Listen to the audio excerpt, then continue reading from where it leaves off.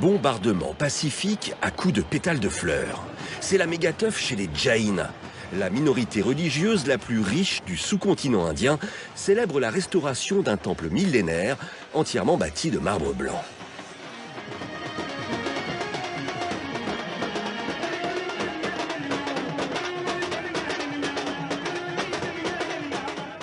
Les Jains sont commerçants, bijoutiers ou hommes d'affaires. Leur première mission dans la vie consiste à s'enrichir, quitte à lâcher quelques billets au passage.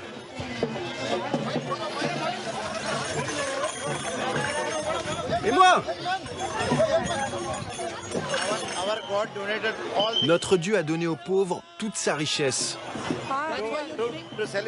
Pour célébrer cela, nous aussi nous donnons une part de notre richesse.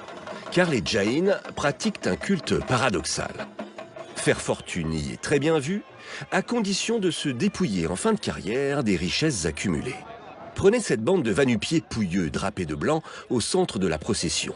Ce sont les maîtres spirituels des Jains, des ascètes qui vivent dans le dénuement le plus total. Écartez-vous, écartez-vous! Pourtant, dans une vie antérieure, beaucoup d'entre eux étaient pleins aux as, comme Bavardoshi, un ancien milliardaire surnommé le roi du plastique. Aujourd'hui, nous avons inauguré une statue en l'honneur du fondateur de notre religion. C'est quelque chose de très important pour nous. C'est pour ça que les gens sont très excités et qu'ils font des donations. Vous allez voir le même homme 2 ans plus tôt. En mai 2015, Bavardoshi est alors sapé comme un Maharaja dans son carrosse bling-bling. Il s'apprête à renoncer en direct à la télé à un empire pesant 100 millions d'euros. Le voici sans son turban. J'ai un très bon business. J'ai tout réussi dans la vie. Mais le sacrifice que je vais faire vaut bien plus que toutes les richesses que j'ai pu accumuler. Rien que pour la cérémonie de dépouillement, Bavardoshi a claqué 10 millions d'euros. C'est vrai que les businessmen Jain ont les moyens. Bavar a réussi dans les plastiques. Ses co-religionnaires sont présents dans tous les secteurs.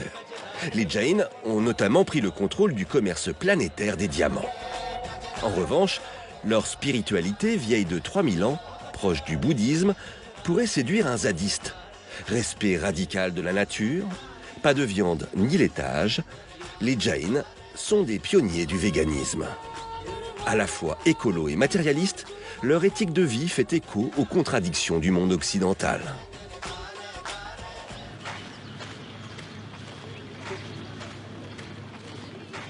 Depuis son renoncement, Bavardoshi fait moins le malin. L'ancien milliardaire mène une existence d'ermite, une errance sur le long chemin de la purification. 12 heures de marche par jour, pieds nus. Donc depuis que vous avez quitté votre vie de businessman, vous n'avez jamais pris de douche? Non, jamais. Depuis que je suis moine, je n'ai plus le droit. Moi, je n'ai pris ni bain ni douche depuis 18 ans. Un jour sur 2 sans manger. Depuis qu'il n'est plus milliardaire, Bavar a perdu 30 kilos. Des privations indispensables pour atteindre le samsara, l'illumination, une autre forme de bonheur. J'ai vécu dans des hôtels 5 étoiles. J'ai visité presque tous les pays du monde. Mais on passe notre vie à accumuler de la richesse et pourtant personne n'est